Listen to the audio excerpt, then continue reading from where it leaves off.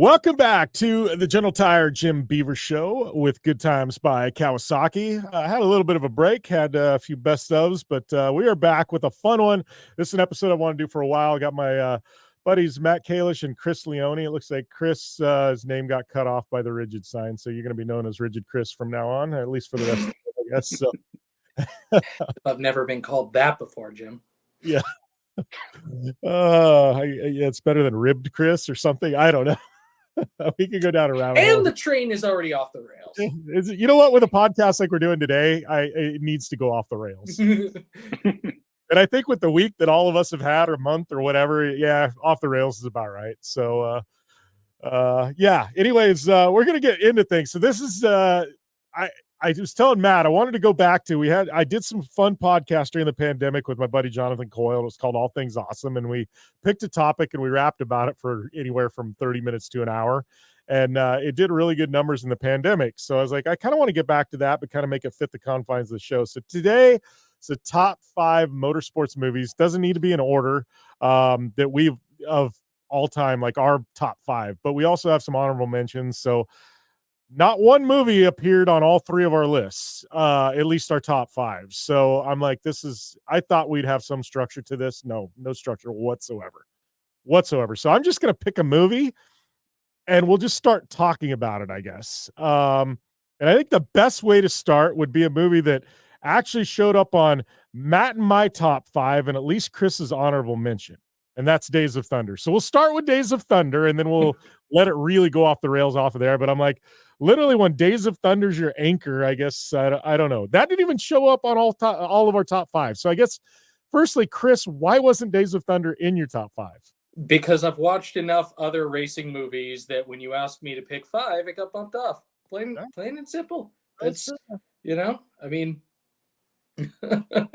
I don't want to derail and start talking about all my other movies, but it's not that it's a bad movie. It's that you asked me to pick 5, and there's a few other things that either there was a little more attention to detail, I thought the story was more compelling, or they weren't just a ripoff of Top Gun in NASCAR. Because let's be honest, Days of Thunder is just Top Gun NASCAR edition. That's not a bad thing. It's not a knock, but it also doesn't make it an original plot. You say that, Chris, but honestly, that's part of the reason why it is on my list. Because if you're going to ape a movie, Top Gun's a fantastic movie to ape, right? It's not just that, too. With Top Gun, you also have what at the time, and I think for racing movies, it's still a pretty unique score. It's actually an early Hans Zimmer score, which is wild to think about between the heavy use of synths and the very, very kind of ballady guitar riffs that are all over that movie. It's Top Gun, but also that's a really good vibe to have. I will say, so I got a bigger appreciation for Days of Thunder after I watched how they made it. What was it last year? They had the makings of Days of Thunder. Was it last year? And they actually NASCAR put it on repeat for literally crazy. Made this big deal. Don't miss the debut of this. And everybody tunes into it. And then we could have missed the debut of it because for the next literally nonstop 3 months, they just re-aired it. It was always the filler programming when they got a rain out. Yeah, exactly. But no, it was actually a really good behind the scenes. And I mean, I give them credit, man. I actually don't know if you could get the stuff they did signed off on to do it again, like in this day and age. I don't know that NASCAR would allow that stuff. Like, well, it was pretty wild. Didn't they just greenlight Days of Thunder 2? Aren't they working on that? Yeah, but I mean, it's all CG. I bet there's no freaking way they're gonna do it like the original Days of Thunder. Like, I don't know.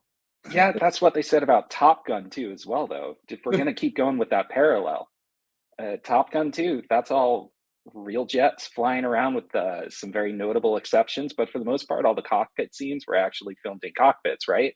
Isn't most of the Mission Impossible stuff the same way? Wasn't that motorcycle jump pretty? Oh, yeah. There's, I think it's Ghost Protocol. There's a scene where Tom Cruise is doing all his Ethan Hunt stuff, and he's running across some rooftops, and he has to jump between 2 rooftops, and he missed the jump on the first take, and he broke his ankle, and they left that take in the movie. Tom Cruise, he does not do anything unless he's able to do it himself, to the man's credit. So what's that? Go ahead. I just don't see them going super CGI heavy. That's just not Tom Cruise's style. Yeah. Well, and to Tom Cruise, I actually have an interesting note. Kawasaki, one of the sponsors of this show. So the original Top Gun, and this is us going way off the freaking rails because we're talking Top Gun here. So they wanted to, obviously rode that motorcycle in the movie, and it was Kawasaki. Well, I guess the movie people reached out to Kawasaki at the time and said, "Hey, we want to, will you loan us a motorcycle for this movie?" And Kawasaki's like, "Oh, hell no, we're gonna no." You know what I mean? And that was before Tom Cruise had really blown up or anything like that. And I guess Kawasaki's immediately like hard no. And Tom Cruise, it's like, well, this is the motorcycle I want to ride in the movie. So the bike he rode in the original Top Gun was actually Tom Cruise's personal motorcycle. And so Tom Cruise rode his own personal Kawasaki in the movie. Well, obviously we know the movie did really well. And then Kawasaki's like, oh shit, we screwed up. So fast forward to Top Gun 2, Kawasaki loaned them every freaking motorcycle in the world that they wanted for the movie. And like, I've got Top Gun Kawasaki t-shirts they put out as limited editions and everything else. So like Kawasaki's like, we gotta make things right with Tom. So the second go around, Kawasaki was heavily involved in Top Gun 2. And but Tom actually rode he still kept that motorcycle. So the motorcycle in the movie was the original motorcycle from the 80s that he rode, because he did the vintage bike and then he did the new I can't remember what it was he rode in the movie, but it's funny, like the Kawasaki tie-in with those movies. But that's actually the old school bike that he rode in the new one was Tom's original bike, and it was the exact same bike he rode in the original movie, which he owned. He's kept that motorcycle all these years. That's honestly a pretty cool fact, Jim. I didn't know that one. Although I will say, Chris, I might be starting to come along to your side of the argument here, because we've definitely talked more about Top Gun in this segment than we talked about Days of Thunder. So, I mean, I will give them a lot of credit for some of the stories that they kind of borrowed. There was some faith to real world NASCAR in a way that, say, maybe Stroker Race didn't quite. Stroker Race did some foreshadowing with some of the ridiculous promotions that Burt Reynolds had to play through as Stroker Race. But, you had your Dale Earnhardt character, you had your Rusty Wallace kind of character, you had your Tim Richmond kind of character, and a lot of those storylines, a lot of the things that kind of happened in there felt, if you knew the sport, you knew where they were coming from, and they weren't super out of left field. There were real stories where a driver wanted to pit and his crew was having ice cream, for example. Just little stuff like that, little anecdotes, and they were clever about how they worked some of that stuff in. So, did you see the quote from Dale Earnhardt Jr.? And just was like a week or two ago about his dad. I guess they approached Dale Sr. to be Rowdy Burns in the movie, and he turned him down because he didn't want to be viewed as the bad guy. You got to go like Dale Jr. Somebody posted it. I think it was from like his Dirty Mo show or Dale Jr. download. But yeah, I guess his dad was approached. He turned them down because he didn't want to play the Rowdy Burns part, because he didn't want to be viewed as the bad guy or the villain of the movie. And I'm like, dude, you've made a career being the villain. And he was like really worried about the optics of him playing Rowdy Burns. I'm like, oh my gosh. What other great film roles of Michael Rookers could Dale Earnhardt have played? Look at me, I'm Mary Poppins. Yeah, imagine that one. That would have been great. So, all right, let's move on, because obviously we did talk about more Top Gun than we did. Yes, we did. All right, let's move on to another one. So this was on Chris's list. It was on my honorable mention. Matt must have hated this movie, Talladega Nights. The opposite direction for a NASCAR movie to go. Yes. All right. Although, yeah. With Cal Naughton Jr., we do see his origin story in in Days of Thunder. That is true. John C. Kinda. Reilly was in both movies. Mhm. How many other NASCAR movies can we make that we stick John C. Reilly in? How many you got? Yeah, that's a good question. No, I mean, I there's probably a little recency bias. There's probably a little bias to the fact that You own a Ricky Bobby costume? I wasn't even going to go there. I was just going to say I was like a cogent human being when Talladega Nights came out, and I would have been an infant, if anything, when Days of Thunder was, still in theaters. Or I don't know. I don't remember exactly when it came out. It was 90 or 91. I don't know if I was born yet, but regardless. Talladega Nights, to me, proved that NASCAR could kind of make fun of itself, but be in on the joke. I know that a lot of the purists hate Talladega Nights, and it's because I think they take it too seriously to be able to laugh at themselves for how seriously they take it sometimes. But they did a great job with some of the production. They foreshadowed some of the.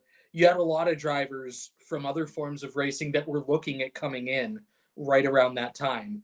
The Jean Girard character was just great timing because you had Juan Pablo Montoya just on the cusp of kind of breaking in. And I think there were a lot of people at that point who were kind of afraid the JPM would just come in and just wipe the floor with everybody, in NASCAR. Whether they wanted to admit it or not, I'm sure a lot of them said, oh, no, he's going to stink. He's not going to be any good. But I think there was a lot of fear, I think there was a lot of fear that some foreign driver comes in and just kicks everybody's ass and, and then it just minimizes. I mean, we've even seen that in the past few weeks with NASCAR where a lot of people, they saw the results of the Indy race and they're like, oh, these foreign guys, they can't come in and hold a candle. And it's like, SVG won on his debut and he still got a top 10 at Indy. Like, they're not the only drivers in the world who can drive these cars, and there's nothing wrong with that. So they got that pretty good. The sponsors they picked were hilarious. To have a Wonder Bread car, to have an Old Spice car, to have a Perrier car. They made up a brand of booze for one of the cars in the movie. Like, it was, it was a good time. It was a good Will Ferrell movie. It was not the world's best NASCAR movie, but it was one of the funniest ones. I mean, I think if you hate Talladega Nights, but you like NASCAR, you hate fun, and you're the kind of person who probably hates any change that NASCAR ever makes to its product about anything. And that's not the kind of person I want to watch a race with. So you're not getting invited to Chris's party. You're no fun at party. No, no, you're not. I think I was going to say, I don't go as deep as Chris. It was on my list. It was on my honorable list. I don't go as deep as Chris with the lore, but it was just a fun, good time movie. Like, I can watch it to this day and laugh, and it's, like you said, it was a great Will Ferrell movie. And he's had some movies that I hate. Like, I'm not a diehard Will Ferrell fan. It's like some are good and some I'm like, eh. But no, this is a great, like, NASCAR, loosely based NASCAR movie. Well, not loosely based. It is a NASCAR movie. No, I agree. Like, they took some of the stuff happening in the real world, parodied it just enough that it was like, I don't know. I thought it was great. Like you said, if you can't poke fun at yourself, like, I think everybody needs to be able to poke fun at themselves. NASCAR did a great job of it. The movie did a great job of it. Like, if Talladega Nights is ever on, I don't flip the channel. Yeah. That's a really good point, Jim. And to be honest, I don't know why I didn't put it on my honorable mentions list. I probably should have, because I'm kind of in the same way where if it's on, I'll watch it. There are times where I purposely put it on, but the thing that gets me about Talladega Nights is it's kind of a similar reason why Chris didn't have Days of Thunder on his top 5 list. And it's because the basic plot of Talladega Nights, all I see is Viva Las Vegas, the Elvis Presley movie. Because in that movie, there's a European racing driver who drives a Ferrari that comes to the US specifically so he can have competition and be beaten. And he singles out Elvis, who, I don't know, I don't remember what his character's name is. It's just Elvis, right? Yeah. So Elvis is the hot shoe that can beat the European driver who just wants to be beaten. And that's honestly, it's just in the back of my mind the entire time I watch Talladega Nights, even though the movie is so quotable and there's so many jokes that I love out of it. So this I is a just- good segue into Matt's one. You can finish up, but I was like, Matt actually had Elvis racing movies on his honorable mentions list. So I'm like, Matt, before into Elvis Presley. Before we abandon Talladega Nights, though, I just want to say this, because when I do general sports talk radio, the Rich Eisen Show is my show, and he had Christopher Nolan on. And Christopher Nolan said the Talladega Nights is like the one movie that if it's ever on, he will not shut it off. If it's good enough for the guy who did all those Batman films that everybody loves. That's my only other piece of. But if it's good enough for Christopher Nolan, I mean, I feel like, Yeah, and if you ain't first, you're last. Well, yeah. But hell, you could be second, third, fourth. You could even be fifth. I was high when I said that. Yeah, that movie is insanely quotable. But the thing that bumped it for me was there's one fact I just can't get away from, and it's 3 or 4 years after that movie came out, nobody cares about the me car anymore. It's all about Lightning McQueen. You put those two cars next to each other, most people are going to go after Lightning McQueen, right? Yeah. And Jim, I know I'm kind of doing the segue bit for you a little bit here, but I'm good with that because Cars was on your list. It was on my honorable mentions list. You had Cars 1 and 3. I just had Cars 1. I put Cars 1 and 3 because they kind of feel like a single continuous story. Cars 2 sucks, so we ignore it. I'm not agreeing with you on that point. Like me, there's Cars 1, there's Cars 3, and then there's that other one that they really screwed up on. Planes with Dane Cook. It's kind of like the Fast and the Furious, when they went to Bow Wow for no reason. It's like, I mean, in fairness, casting Dane Cook as a crop duster was just an A+ move on Disney's part. Give them credit for that. Okay, I will give them credit for that.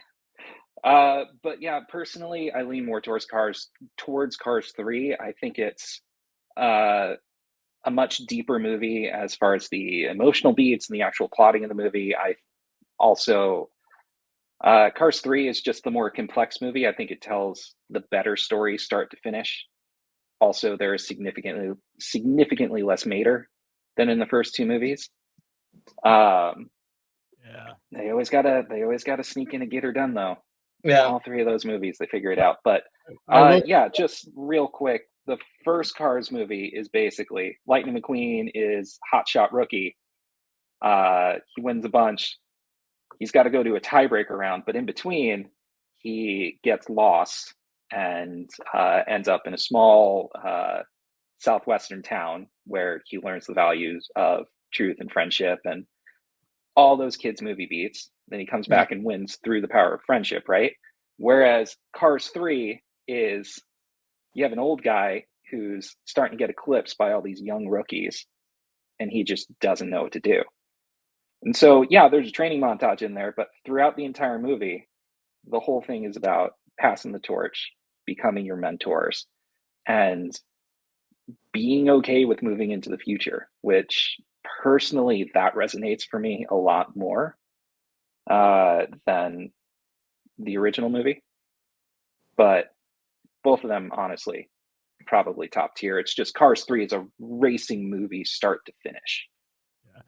I will say, I was at Disneyland in May, and they've got Cars Land, and I've been to Cars Land like 10 years ago. But I went to they at Cars Land, they added a new ride called Radiator Springs Racers. And lines are insanely long, like 3-hour wait. If you got the fast pass, you can't even get in. You've got to do like you have to own the fast pass and pay an additional like $10-12 to bypass the line. So my daughter and I did it, and the ride is so freaking amazing.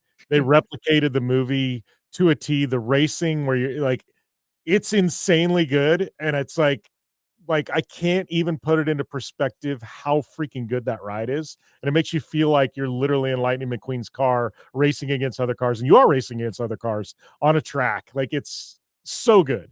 So like I don't know. It's like if you like Cars the movie, if you actually get a chance to go to Disneyland or Disney World and go to Radiator Springs Racers, so worth it. Just spend the money and do it. Yeah, I can echo that, Jim. I was on that ride back in December, and Yeah. it was super fun. Yeah, don't want to spoil too much because it is a ride with a story behind it, and it's good. It's good.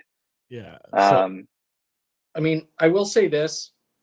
I didn't leave Cars 3 off because it wasn't good. I left it off because I hadn't seen it. But, you know, I've got to get there. I know it's on my list. I've been to a theater once in about the past 10 years, I feel like, and it was for Barbie. So I had to take Emily to that. So that's a solid choice, though. That was a good movie. Yeah, I could have done worse. I didn't, I think the previous time I dragged her to Rush, which we'll get to because it was on my list, and I kind of forgot to warn her about what happened to Niki Lauda. So, we lost some theater going trust there for a little bit. Yeah. Yeah. Mistakes were made. Well, I guess that's a segue, Chris. You did a segue. So Rush is on your list. Rush is on my honorable list. I actually, now thinking about it, I probably should have had Rush on my list and one of my ones on my list on my honorable list. But let's jump into Rush because I love that movie.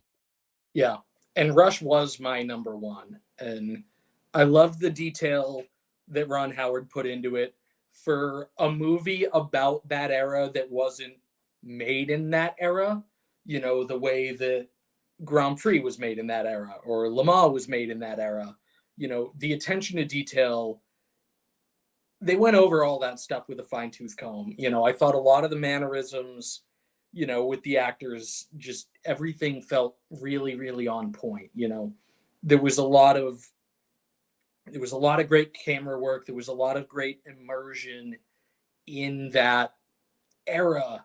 You really, if you didn't know who James Hunt was or what James Hunt was about, I'm sure a little bit of it was still kind of caricature and legend and whatever, but you couldn't walk out of that theater not knowing the myth, the mythos of James Hunt, or of Niki Lauda, or even some of the other drivers that just kind of popped up here and there, that weren't really key figures to the story, but might have been teammates or whatever else. I mean, in terms of telling the story between rivals that really respected each other and did become friends, I don't think there are a lot of racing movies that have done a better job of fleshing that out. I mean, you go back to Talladega Nights, it's not really as much about the respect and friendship between Ricky Bobby and Jean Girard, but that is who James Hunt and Niki Lauda were. They might have wanted to beat each other on the racetrack more than anybody, but, away from it, they did have a great mutual respect for one another, and that drives the movie forward, and that makes what happens in it matter. The acting was phenomenal in that movie. The acting was phenomenal. I mean, they portrayed those guys to a T. It's funny you mentioned Hunt, and I did a podcast at one point, and one of the questions was, all right, they're like 3 race car drivers that you could have dinner with, and everybody always answered that question. Oh, Mario Andretti and this and that, Richard Petty. And I was like, no, I want rookie year Dale Jr., James Hunt, and champ car Paul Tracy. I was like, let's throw a party. So you just want to get as inebriated as possible. Is what you're saying. If for one night with those 3 guys, abso-freaking-lutely. Yeah, you just want memories. They might be good, they might memories? Be bad, You're but not you gonna get remember memories. that in the morning. Yeah, could you imagine those sitting there? The stories between rookie season Dale Jr., champ car Paul Tracy, and James Hunt. Like, I would like to be a fly on a wall at that dinner. Oh gosh, yeah. Lock up your daughters. Oh god. Oh boy. Yeah. Make sure their feet are covered. Yeah, closed toe shoes, right, PT? But anyways, that's okay. So what are we going on to next? I'm just looking through this. All right. Matt had Chris had Grand Prix on his. Matt had Le Mans and Grand Prix. I'm not the hugest fan of these movies. I guess it's just I love them. I respect them. They were on my list, but let's talk about Chris had Grand Prix. Matt had both on his honorable mention. Let's talk about both of them because I feel like they kind of do go hand in hand to an extent. Yeah, A sure. little bit. Yeah, those two movies are kind of two sides of the same coin for me. They have probably the best depictions of their sports from that era. And I immensely respect all of the pioneering camera work that went into that to show us, because it's not just trackside stuff like cheaper B movies were at the time. Something like The Young Racers is like that. But they're more so, they figured out ways to get cameras onto cars. And we're talking about the 60s here. We're not talking about GoPros. We're talking about gigantic reel-to-reel 35 or 35 millimeter film on the cars, 16 millimeter film strapped to people's helmets. Like, you're talking cameras that are this big, stuck on a driver's head in order to show people, in order to put people into the mindset and the experience of a racing driver as best as they could.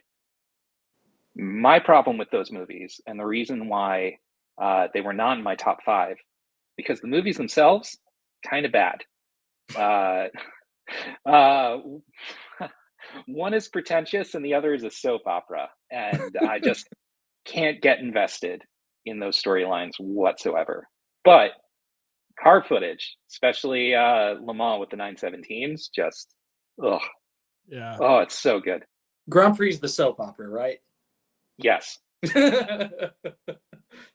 Yeah, and I guess that's why you start talking about camera footage. I agree with you wholeheartedly. I mean, I remember in the 80s when they were doing off-road movies and, you know, on ESPN, like literally guys were building the roll cages of their trucks around being able to accommodate cameras from ESPN for and stuff like that. So this 80s, you go that era and, you know, and you're talking about cars that are infinitely smaller. Like, yeah, I agree with you on that.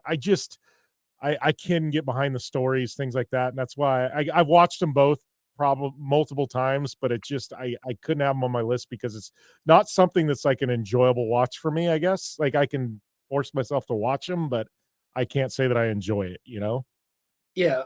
I mean, for me, Grand Prix, I think part of it is taking it in for what it was in its era. And that's even with storylines. I think, you know, I think part of that is just human nature and human progression. I mean, the race cars of this era, 50, 60 years on, are significantly advanced as well, but there's a reason why we still love and revere classic cars. It's for what they did in the time period that they were cutting edge. And in some ways, Grand Prix was kind of, you know, the same thing. It had that ensemble cast. It had a lot of different plot lines and things going on. You know, you touched on in that kind of era, as people are getting an idea of motorsports, all these, you know, you basically had a driver for just about every trope, you know, that you would think about with a racing driver. The guy who's disillusioned and wants to walk away, the guy who needs to prove himself because he was great and now he's not, the guy who needs to prove himself because he was never as great as somebody else in his family. You know, you had all that stuff playing.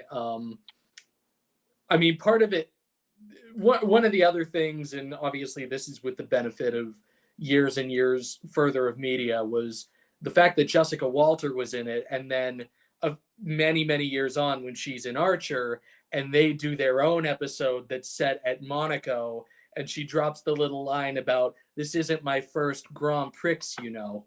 You know, if you know, you know. You know, because she was in that movie, and she was, you know, she was in the supporting cast. She was, you know, sleeping with one of the drivers in that movie. But nonetheless, you know, one of those nice little Adam Reed homages that, if you know, it's one of the most clever things that he could possibly stick in the episode. And, you know, so, but I don't know. I love the footage in that movie. And okay, some of it is probably a little unintentional comedy because the melodrama of a particular person's death in that movie. I won't spoil too much for anybody who's going to watch it. Some of the melodrama is kind of hilarious. I guess that backs you up, Matt, on the soap opera part, but some of the overacting there is just funny enough to, I'll give it to him. Well, moving on to something that was on Chris's honorable mention list, and it was on my list, and you talk about overacting to an extent, but let's talk about Chris's guilty pleasure, the movie that made me actually want to follow IndyCar racing, or Champ Car at the time, Driven. Matt, you're safe on this one because it was nowhere near your list. So I don't know. That came out, and obviously it was like the IndyCar version of Days of Thunder, I think, is what they tried to make it. You had Sylvester Stallone. I can't remember his name in the movie, and Kip Purdue. I don't know. It was. It made me kind of, as it came out, like I really started following IndyCar after that, because not that it had anything to do, like I don't know why, but it kind of made IndyCar cool to an extent, you know what I mean? And it was like, it hooked me back in. So it was on my list. It's still a guilty pleasure. If it's on TV, I'll watch it. I probably every couple years forcefully watch it anyways. I don't know. It's humorous. It's not a good movie, but it's not a bad movie. I guess it might be kind of bad movie, but I think I put it as my ultimate hate watch movie. So that's a little different from honorable mention, but I will say this, because I was definitely on board with the people who hated Driven for a while. Then I finally read Marshall Pruitt's essentially walkthrough of hate watching it. And oh my God, it was the most pedantic thing I've ever read. It's like the guy had never seen a montage in a movie before. Like, yeah, a bunch of different things are flying at one another, but just because the newspaper clipping headline says Long Beach and the podium shot is from Toronto, if you're going to let that ruin the entire movie for you, that's a you problem, okay? Like, that's training montage, whatever montages, like, it's a part of the game. It's one of those things where, and it kind of goes with the same thing I said about the Talladega Nights crowd. If you are there's attention to detail that's important, and there's attention to detail that is only going to matter to a couple of really anal retentive people. And if you're going to let the latter ruin the movie for you, chances are the movie wasn't actually being made for you. Like, and let's be honest, most racing movies are not made for a racing audience. I had Once Upon a Wheel on there, and that being a documentary about racing, even that's not really made for a racing audience. It's made to make other people want to watch racing or get involved. That's what most Hollywood productions are about. And most motorsports people do not get that and end up hating every movie that comes out. But yeah, Driven had some things in it that were a little goofy and over the top and a little bit hilarious. And the video game was terrible. But I look at it. Have you guys ever, I think it's on Netflix. Have you watched Here Comes the Boom? It's the MMA movie with Kevin Smith. That's a thing. You mean Kevin James? Or Kevin James, excuse me, Kevin James. Okay. The Kevin Smith MMA movie would be very different. Yeah, well, he body type, he would have been along with Kevin James, but sorry, Kevin James, not Kevin Smith. It wasn't Mallrats goes MMA. No, I mean, Kevin James. But no, it's literally, it couldn't happen, and it ties in UFC. I'm like, it's a freaking fictional comedy movie. You know what I mean? And it's like, don't take it serious. You don't see Conor McGregor going, "Oh, I hate this movie." Like, it's just a stupid MMA movie. Laugh at it. I mean, God, you've got Fonzie in it, for Christ's sake. You know what I mean? I just laugh. I'm like, you know what I mean? It's just, you don't see the MMA world like getting pissed off over that movie. Don't get pissed off over Driven. It's just no, exactly. Now I'm kind of picturing Kevin James flipping a quarter into the middle of the octagon and if you haven't seen it tonight, watch it tonight. It's freaking hilarious. It is one of my guilty pleasures. I'll watch it probably at least once every 6 months because it's just funny. I mean, fast forward, Kevin James becomes the MMA champion, or like, I mean, it's just like the UFC champion. Like it's wild. No, exactly. I mean, and to their credit, I mean, Driven punches above its weight on who they got involved with it. You've got Stallone and Burt Reynolds in the same movie. That there's something to be said for that. Even if they're both past their prime in it. You've got the guy from House one of the guys from House before it really started kind of getting big. I mean, Kip Pardue, I think, fell off a little bit.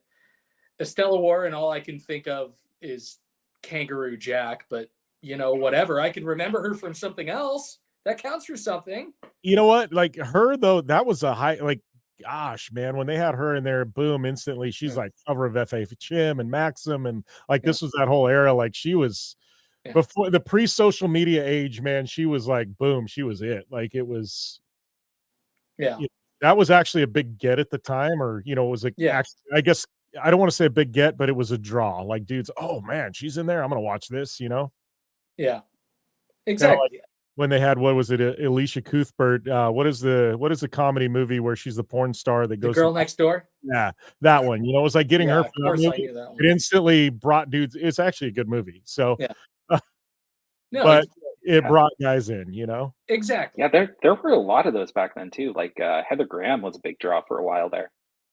Yeah. Yeah. Look, Driven was less than the sum of its parts, but it could have been a lot less than it was. Yeah. Which I just can't believe it's on your list. That was on Chris. See, Chris is even as a hate watch. Well, see, the funny thing, I have gotten use out of the video game because I took the driver ratings out of it. I stuck it in as an iRacing AI roster, and when you race with it, they are the biggest assholes on the planet, and that is so fitting for Driven. That movie, that video game sucked. Like that literally. That goes on the Atari, dude. It should have been buried in freaking the New Mexico desert. You had lives. It was terrible. But it was, for the PS2, it was the only way you could race a champ car if you didn't want Kart Fury. And I love Kart Fury, but that's an arcade video game. But even that's a whole different show. I think we've done that show before, Jim. Yeah, Driven that's a dumpster fire. Terrible game. Yeah. All right, so we're going down here. Chris mentioned Once Upon a Wheel. I guess, is there anything you want to chime in on that one, since you did mention it already, Chris, or do we scratch that one off the list? Yeah, I'll just go quick on it. I mean, if you haven't seen it, 1971, it's a racing documentary.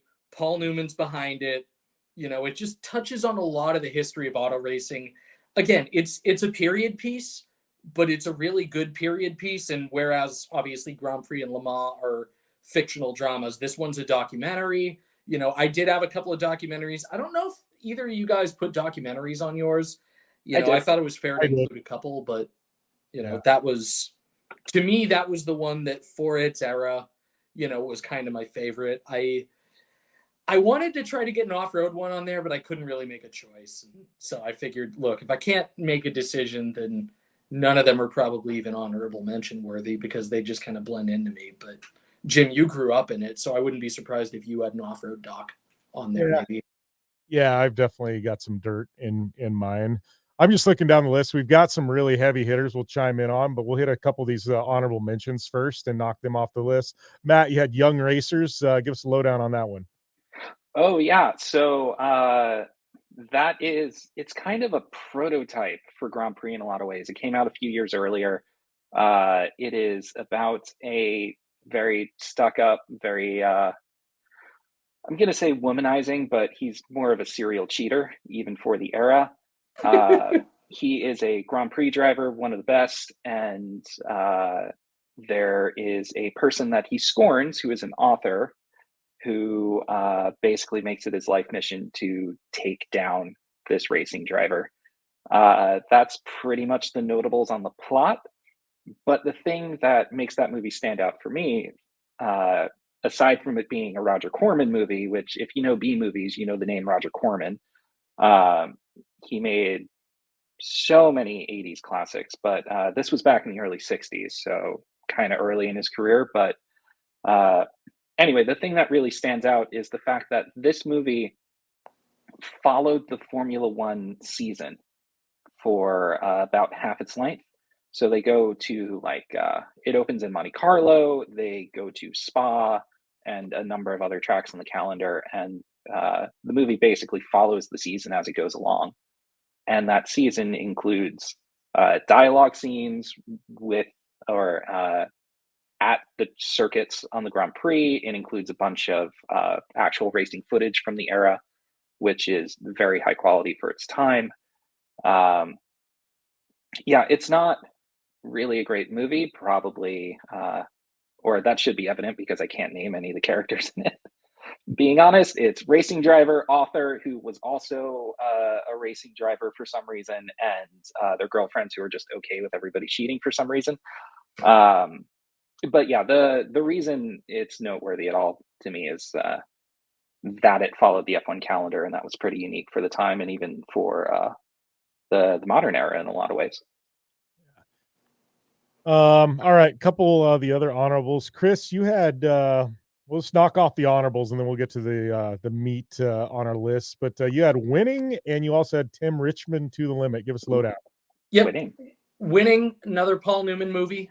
This one he's actually acting in. It's funny that movie has been credited with Paul Newman's love for auto racing, his eventual investment in Newman Haas, the fact that he became a racer himself. A lot of that marked up to his performance in that movie. He's a driver named Frank Capua, who is going for victory in the Indianapolis 500. Again, a lot of great shots of the era, cars that would be familiar to people, from that era. Tim Richmond, To the Limit was part of the original ESPN 30 for 30 set of documentaries, and that one kind of walks through his life. It's got some flaws, which is why I didn't put it in the top 5. There are a couple of things that, there are some details here and there that get glossed over a little bit, but, you have people addressing Tim's life, his legacy, his diagnosis with AIDS, how he was treated, how he was ostracized a little more directly than I think had been done up to that point. And the fact that that was a NASCAR produced documentary because ESPN brought in filmmakers to do all these documentaries that they had done for 30 for 30. And the fact that NASCAR was willing to do that themselves and kind of own up to some of the issues with how Tim was treated, and the fact that he wasn't, given the support in the community, the fact that, there were a lot of people who took some of the fears from that crisis, and they did a decent job of kind of painting the scene for how all that was in that time period. A lot of that was for the group of people making it, for the audience that would have been consuming it, was groundbreaking for its time. You definitely could have done a little bit more, in terms of some of the racing and some of the background, but it was a big step for the time, for what it was, and obviously with Tim Richmond being such a, I think with hindsight, people probably identify Cole Trickle in Days of Thunder a little more with Jeff Gordon in some ways, in terms of the personality, the California, whatever. But really, Cole Trickle was Tim Richmond, in more ways than anything when they were making that movie. That was kind of the archetype they had in mind, for Cole Trickle. So to see Tim Richmond get a little bit more of a deep dive than he had up to that point, I think was significant. Well, I'll knock off one of my honorables, and then that leads me into not really one that I said I can't even on my honorable list, but that'll segue into something bigger. So I had on my honorable list the Krusty's Demons of Dirt and Terra Firma movies. There was like an era of action. Well, I guess kind of motocross films, stuff like that. It actually, me as a kid, I used to watch Supercross weekly. I think it was Thursday nights, Camel Supercross, I think it was. And then this kind of came out, and there was this whole free ride side of motocross and stuff. And you had all these racers, they were actually racers, but doing freestyle at the time too. And it was before you have like the dedicated freestyle guys. And I just remember it was the first couple, 2 or 3 that came out, and then they kind of went down where there's Krusty's 11, and they made so much money at them, it just really kind of went down a rabbit hole. But Krusty's, the first 3, and Terra Firma were the Fox versions, and the Fox versions were a little bit more refined.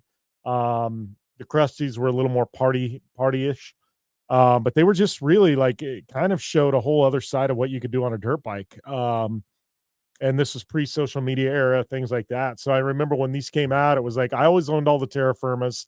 I had a buddy that owned all the Krusties, and when they'd come out, I'd buy all those, he'd buy all those, and then we swap back and forth, because we couldn't afford to own both of them. And it was just kind of a cool era of motocross films. And like I said, the Terra Firma ones went away, and I mean, they're still pushing out Krusty's content to this day, and it's but yeah, I had those on my honorable list because I really think they were pretty industry defining at the time for motocross and supercross, and really kind of opened the whole doors to FMX and freestyle motocross that we know today. Without those movies, I don't think those industries probably would have ever happened. So had those, and then on my honorable list, it literally says I can't even put Fast and Furious on my list because of the last movie. Not meaning the last movie that just came out, the one where they actually went to outer space in a freaking car.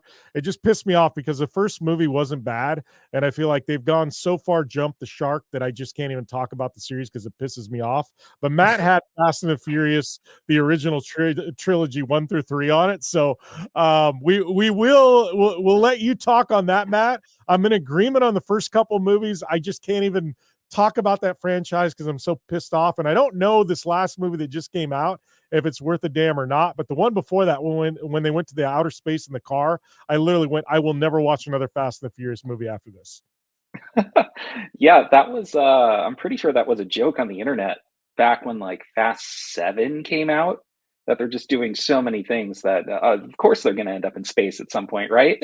With a scuba helmet. He has a scuba helmet on, and they're in outer space, like, in a car, and I'm like, what the hell? No, I'm out. Like, literally, I'm watching this, and I almost flipped it off. I'm like, Paul Walker's rolling over in his grave right now.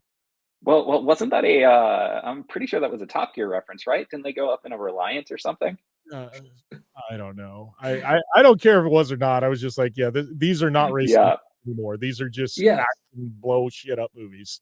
Well, that's the thing. Car movies years ago. Yeah. Oh, yeah. They're superhero movies where everyone's superpowers is some form of cars. Yeah. Yeah. But before that, they were actually kind of racing movies, at least for the first 3 in bulk. Although I will say, I feel like only the third one is a racing movie start to finish. The first and second kind of start off as racing movies, and they just are about family. endlessly quotable. For instance, I have a friend who went deep sea fishing this morning. You're not allowed to do this without saying family every 5th word. Yeah. I really like this family. Okay. Blah blah blah. Family. Yeah. So family 5 times, like every 5th word. So I have a member of my found family who went deep sea fishing this morning. He sent me a picture because he caught a tuna fish, like a giant, or not like a giant, but like a 60-pound tuna. He took it from the tuna's family in the ocean. And the first thing I said to him, he was like, dude, look at this cool fish I caught. I was like, bullshit, asshole. No one likes the tuna here. Because that's the Fast and the Furious. It's the quotes, it's the stupid shit. It's saying Motec system exhaust, like that's an actual thing. Or Hector's got 3 Honda Civics with spoon engines.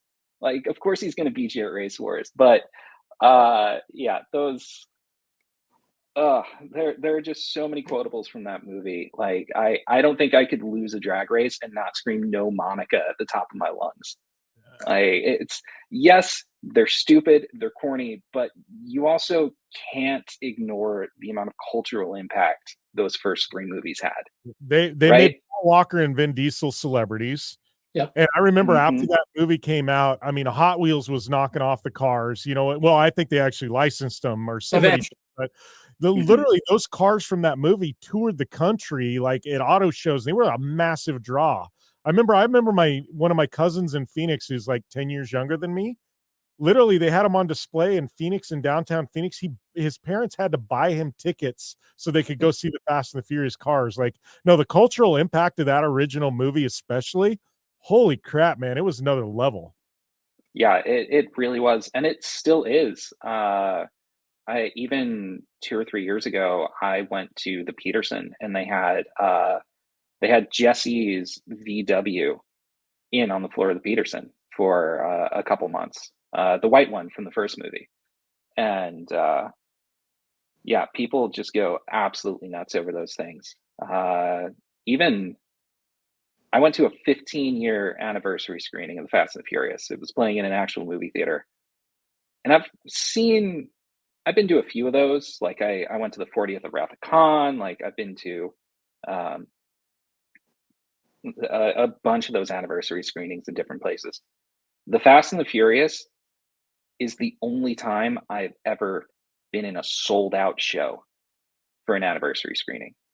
And the entire movie was just people having a good time and quoting it endlessly.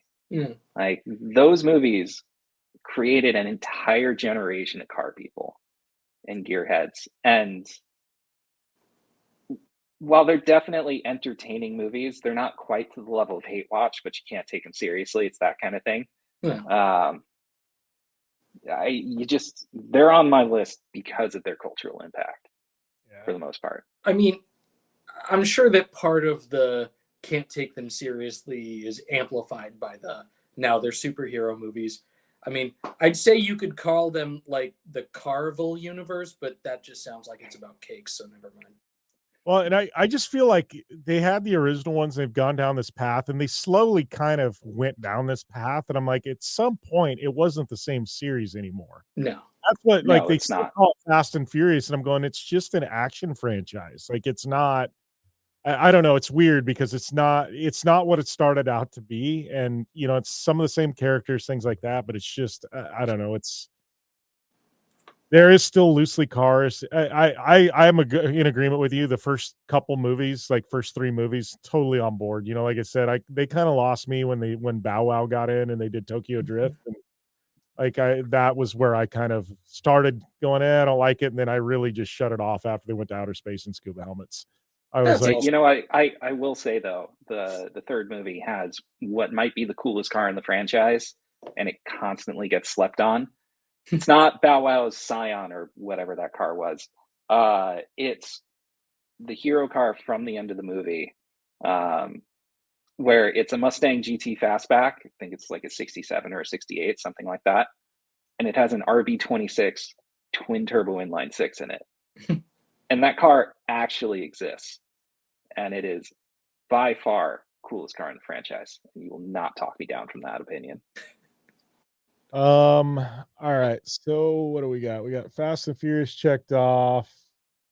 I've got a couple on my list. I'll jump in. I got one that I know you guys weren't gonna have, and this I actually wish I could find a copy of it. I don't know what happened to my copy. It was only ever released on VHS. You guys would both absolutely love to do it. It's a promotional video Robbie Gordon sold back when he had the Valvoline Champ car and he had the Valvoline Trophy truck, and it was literally called Robbie Gordon Indian Off Road. And it was a 45-minute long video, and it was just highlight footage of 1 year of Champ Car and 1 year of off-road. And it literally just followed Valvoline sponsored the video, and it was only released on VHS. The only place you could buy it, because this is pre-internet, was either at an off-road race or at an IndyCar race. So it literally documented like his first full year, and I don't know, like the next year it came out and it documented the previous season. It was amazing. The footage was crazy. And it was just highlights of him passing in Champ Car, him doing wheelies in the trophy truck and things like that. But at the time, I had never seen a video like this, and this was this had to been early 90s, like 92, 93-ish. But it's phenomenal. And I don't know, maybe the VHS is still at my parents' house somewhere.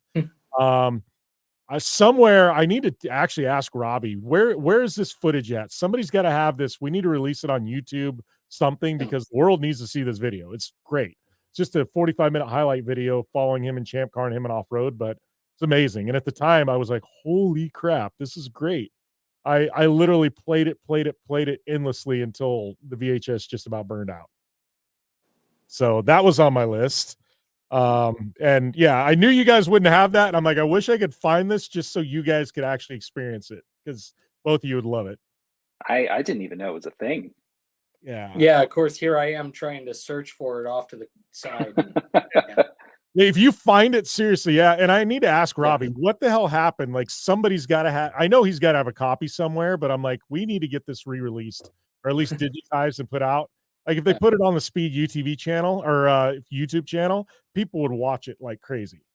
So I had that. I will go, because we've got Matt's got 2 left. I've got 2 left. I'll do one of mine. Chris asked about an off-road documentary. Yes, I had Dust to Glory on mine. The original Dust to Glory. The second one sucked. Yeah. Second one was horrible. And I actually emceed the premiere at PRI in Indy, and I'm literally watching it going, this sucks. So I'm probably gonna get assassinated for that, but it's truth. It just didn't stand up to the first one. The first one won the score. I still have some of the music from that saved on my phone, because the soundtrack was freaking phenomenal. They set the stage, they told stories. Some of the footage at the time was phenomenal, with the helicopter footage, things like that. The only downsides, like guy like Mouse McCoy they brought in, yeah, he loosely was tied to off-road, and he came in and he was like this focal point of the story, and 90% of the off-road community at the time is like, who the hell's Mouse McCoy? We've never heard of him. So it's like they planted a guy in there just for the storyline, who could ride a dirt bike and who was from Hollywood. But it was a phenomenal documentary, and it showcased off-road on the big screen in theaters nationwide in a way it had never been showcased before. And it's still, to this day, it's a great watch. So if you haven't seen Dust to Glory, I think it's downloadable pretty much anywhere on Prime and everywhere else. Might cost you a little bit of money, but great watch. So Dust to Glory, that was my documentary, Chris, that I had on there. I knew one would be. One had to be there somewhere. Yeah, that, I don't know. To me, that one was kind of a showcase piece too. But yeah, it was a good watch. So I don't know if you guys, either of you, seen it, and if you haven't, I definitely highly recommend it. But let's go. Matt's got 2 left, and me and Chris have 1 left. It's the same. So we'll go to Matt's 2. Matt, you had Group B. Give us a lowdown on Group B, because I actually haven't seen that. Group B is actually a short film. It's about half an hour long, and it stars, came out about 10 years ago, and it stars the guy who played Robb Stark on Game of Thrones. Yeah. Yeah. Jumping back to something Chris said a little earlier, where most racing movies are not made for racing fans, Group B is. And that's really what sets it apart. Group B is the story of a rally driver in the 80s who is coming back to his first event after an accident that killed his co-driver. And the entire movie essentially takes place in the time between arriving at the check-in on the first stage of his rally back and launching and getting started on that stage. It's a really fascinating movie. It deals with the psychology of that kind of loss on a driver.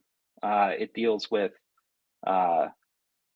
external forces. Like there's one part in the film where the control officer who's taking time cards and getting them set to go on the stage makes a comment to, I'm just going to call him Robb Stark, about like, hey, it's great to see you in the car again. And it just, that's an emotional trigger. There's a point in the film where Robb Stark's talking with some other drivers ahead of this rally stage, and they kind of accidentally make a joke about an unrelated accident, and it sets off Robb Stark. And it's not explicitly stated with him, but he gets back in the car with the co-driver. They're getting set. They're getting ready to go, and he's very clearly nervous. They're going through the psychology of not just the loss, but also the trust that you need in the car, especially with a co-driver in a rally situation. And yeah, I don't want to say too much more without completely spoiling the film, but it's absolutely worth the half-hour watch if you are a fan of any kind of motorsport. Just from the themes and the psychology that are explored in the movie. It really is. Don't think there's another racing movie like it, actually. Got me interested. I'm gonna have to go watch it now. Yeah, it's free to watch. It was released on YouTube. It toured the festival circuit when it first came out. I do love that they're releasing movies on YouTube now. I think what Brian Deegan's documentary was, it Unchained. It was cost money at one point. Now it's like free on YouTube. Yeah. It's full length documentary. I was like, oh, I saw it, and I was like, oh, this is just gonna be a highlight. I was like, oh no, shit, they put the entire movie on YouTube. So I love that, like, some of these indie movies, stuff like that, now are getting second life on YouTube, you know. All right, you got Truth in 24, Matt, as one of your top movies. Yeah, I can't believe we're finishing me off with a documentary. That's but yeah, it was nice to see that all three of us had a documentary on the list at some point. To me, Truth in 24 is kind of the grandfather of the modern racing documentary. It came out in 2008, I want to say, and it follows the Audi Le Mans effort throughout the previous season. Look, it's no secret that Audi was dominant at that time. They'd won Le Mans 7 out of 8 years before this documentary came out. And the one year they didn't win was a year they chose not to participate so that their corporate partner, Bentley, could score a win instead, right? So they're coming in, they're the powerhouse, and they try to set it up so that Audi is actually the underdog against Peugeot, who's coming in with the most unfortunately named race car on Earth, the 908 FAP. Yeah, make those jokes, Chris. I know we have for 15 years, but yeah. So I'm just biting my tongue. I've got so many, and I'm just biting my tongue. Yep, that's kind of what you have to do. You have to grin and take it. But there was actually a joke there too. Like I I'm being so good right now. But yeah, the really it goes, or it follows Audi season before that kind of loosely. Like they do some stuff from the 12-hour Sebring that year. They do some stuff from the 1,000-kilometer of Monza that year. And then they get into Le Mans. The bulk of the movie is Le Mans. That's really where it takes off because it's all behind the scenes, full access to the engineers, the drivers, over the pit wall, behind or in the strategy boxes, all of that, right? But the thing that's really stand out about it, and the thing that kind of set it apart from documentaries about racing that had come out previously, it wasn't produced by a racing organization. The documentary was made by NFL Films for ESPN. So it's not just, it's might be a little by the numbers for a sports documentary, but that's unique for racing documentaries, right? So they did things like the narrator they hired for the documentary is Jason Statham. So you're constantly engaged because his voice is fantastic, right? It's the transporter who is ironically doing something for Audi, right? So you have all that, and it's just this really fascinating and at the time really unique look into a racing organization, especially one that does such a challenging race like the 24-hour Le Mans. But I personally don't think you get later supremely good racing documentaries. Like I don't think you get Senna. I don't think you get Schumacher. And I don't think you get, to an extent, Drive to Survive if Truth in 24 doesn't really create a buzz and start making people talk. And how'd you bring up Senna? Like I forgot about that movie. I didn't have that anywhere on my list.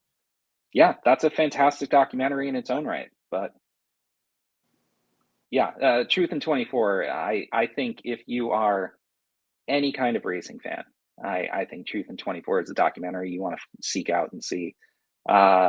Even in the pre-YouTube days, I remember I got to download it because I missed the initial ESPN broadcast. It was a free download on iTunes. Throwback. But yeah, definitely go see it if you haven't. All right, so we got one movie left, and I got an honorable mention after that. But Chris and I both had it on our lists. One of the few movies that appeared on multiple lists, but Ford versus Ferrari, recent one. I know, Chris, you just watched it like first time ever in the past week, right? Yeah, my dad went and saw it in IMAX when it came out. Was like, "Oh, you got to go see it." And I put it off. And by the time I stopped putting it off, it was out of theaters. So, and then I never got around to it because I have the attention span of a goldfish with the attention span of another goldfish. So, never got around to it. But you said, "Hey, we're going to do this podcast," and I said, "All right, well, screw it. I need to actually watch some movies then." Sat down. The first little bit, I wasn't really. I hadn't watched a movie in years. Give me a break. I was a little in and out on it, but as the film kept going, got more and more drawn in. Loved the scene where Matt Damon's in the Ford office as Carroll Shelby, and basically gets told, give me one good reason why I shouldn't fire you right now. And, manages to turn that around so brilliantly, manages to undo a lot of the other interference, from other parts of corporate throughout, when he ends up getting Henry Ford II in the car with him. That scene is just fantastic. The driving, one of the other things that I like about Ford versus Ferrari is how unsatisfying the ending is, and I think I'm probably a little biased in that because God, I am dealing with just so much BS with all my basement flooding and all sorts of other things that I'm projecting some real world annoyances onto my current lens on movies. And I'm like, wow, the ending of this kind of sucks, but that feels good. But because I mean, all right, I can't really spoil history, No. Christian Bale is Ken Miles. Ken Miles doesn't get to win Le Mans, and then he dies. All right, like it's a down ending in the way that. Well, now I just want to talk about that one scene in Clerks where they're debating Empire and Jedi, but nonetheless, it's a fantastic film.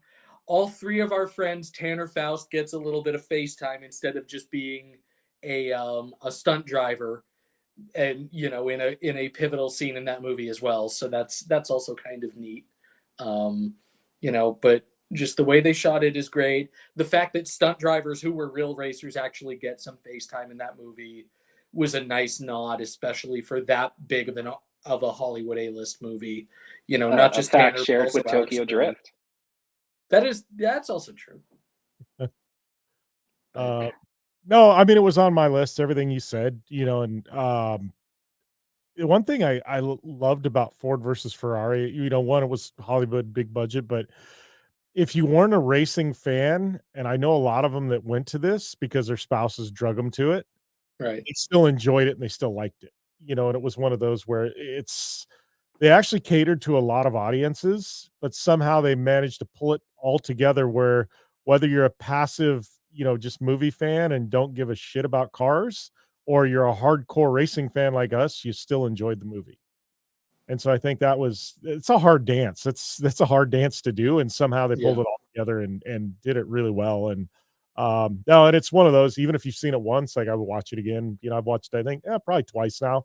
But it's a very, very good movie, well done movie. So yeah, it sounds like we've got all of our lists wrapped up. I did have one honorable mention because I literally just got done watching it on Monday. It's not really racing, kind of.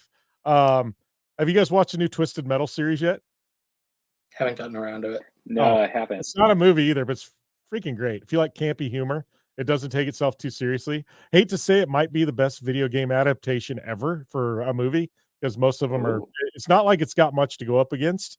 Because traditionally video game adaptations suck, aside from Last of Us. But yeah, it's actually good series to watch if you want some campy, funny humor. Like it was funny. I posted something on Twitter and Threads like, "Oh, just got done watching Twisted Metal.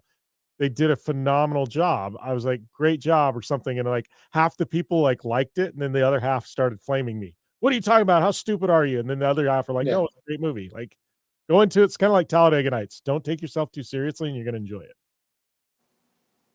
So, and then have you guys seen? They've been running previews for it. That comes out, I think, this month. Gran Turismo. Have seen the previews. Plan on seeing it. I know it's another movie where I think we all have some friends that were involved with it. Steph Verdier did a lot of the stunt driving in that, who we all know from back in the GRC days. It's interesting. I've heard good things. Same here. I'm like, it's a weird dance with this one too, because it's a Hollywood movie based on a true story, and I'm like, based on sim racing, and I'm like, man, I'm like, if they can pull it all together, like, cool. I say sim racing loosely. Gran Turismo's kind of, that's a story for another day, whether we consider that sim or not. But yeah, I don't know. I'm excited. I guess I'm reserved a bit, but I'm excited. I don't know. Hopefully, it turns out. I just really can't get over how late this movie feels, because the true story it's based on is the Nissan GT Academy program, right? It was a competition between drivers to win a seat in an actual race car for a race, and they had a few successes, but that program shut down years ago. So I'm kind of shocked we're getting a movie about it now, considering it was mostly unsuccessful. But here's hoping. It's a cool story. It's definitely, I assume it's going to be a rag to riches kind of situation. But yeah, here's hoping it's good. The previews look very serious, and I'm not sure I kind of feel the vibe on that, but I'm happy to be proven wrong. I'm going like, kind of partially knowing the real story. I'm going, how bad did they butcher it for Hollywood? Like, I don't know. It's one of those where it's, yeah, you see stuff like that, and I laugh just because you've got all the stuff coming out about The Blind Side now and how fake that movie was, and it was supposed to be this really good feel good movie, and you hear all this stuff about The Blind Side and how poor guy just completely was. It's not loosely based at all, and the guy was just raped for a ton of money, and I'm going, oh my gosh, like, yeah, I'm like, hopefully this isn't one of those stories. Yeah, I mean, I guess, Matt, your kind of assessment there kind of tracks for what Gran Turismo is in general, right? Where it takes itself seriously as a simulator. And this has kind of always been their market position, and nobody else really does it, which is, I think, part of what sets them apart as a gaming product, where it takes itself as seriously as a simulation. But in terms of things like damage and whatever, it is still kind of arcadey, where I think the movie's kind of going to be that same way, where the movie's going to take itself seriously enough to tell the story. But I think I get the vibe that those of us as viewers are going to be able to derive kind of some of our own comedy out of it here and there. It straddles the line in an interesting way, in a way that nobody else straddles it, and that's kind of what makes Gran Turismo. Whether that appeals to you or not, it does appeal to me. I've played through all of those games certainly in my life, but it will be interesting to see how it kind of goes down. Absolutely. I'm kind of in the same boat as you. Like, I've loved all the Gran Turismo games, but I almost like it because it's not a full sim, but it's not an arcade game either. It's kind of one of those where it walks that line. And I guess I've always kind of enjoyed it. You know what I mean? Just because, I feel like now stuff on iRacing can be high stress. You know what I mean? Because it is absolutely. And I feel like Gran Turismo, I've never felt that high stress level, even playing online or whatever. Like, it's just always, I don't know. Yeah, it picks and chooses its sim elements to be a happy medium. Yeah. In a way that kind of appeals to people like us who are involved in real motorsport. And when you do something that is too far off, it's going to stick out to us and may even be off-putting. But, it's a simulator that is pick up and playable, which is kind of a hard line to toe. Some, like, obviously where I deal on the iRacing side, it is more designed to be pure simulator. Some things are very much designed to be the opposite of that. GT, I think, tries to put itself in the middle in a very smart way. I'm just waiting for the Mario Kart movie. Didn't they have kart? They had, yeah, they had Rainbow Road. Yeah, I actually that was it's funny. No, that was actually a really good movie, and some people are like, oh, this is horrible. I'm like, dude, Mario did so much fan service in that 1 2-hour movie. I was like, there was so much fan service in that. Like, I was like, it was great. Like, I don't know, I really enjoyed that movie. I'll tell you what I'm actually waiting for: the Jimmy Broadbent documentary. When are we going to get Hollywood Jimmer? Well, they're a little busy filming the Ferrari movie with Adam Driver right now. It'll be interesting to see how if they do, how they tell the story of those Le Mans races from the other side. Considering that Ford versus Ferrari is out, I don't know if it'll make it. I don't know if they'll skip over it, but it would be very interesting to see a different group of filmmakers and a different group of actors try to tell that story from the opposite angle at any point during all that. Yep. All right, guys. Well, I think that wraps up our best movies, or best racing movies. I don't know if it was a best or a worst or what, but yeah. Well, it was a feature-length podcast. It was certainly that. Yeah, it was an hour and 16 minutes so far. So I still got, for the verbal side, I still got to do an intro and outro. For the YouTube side, this is it. So yeah, there we go. But all right, we're gonna sign off on this one, and yeah, see you next time.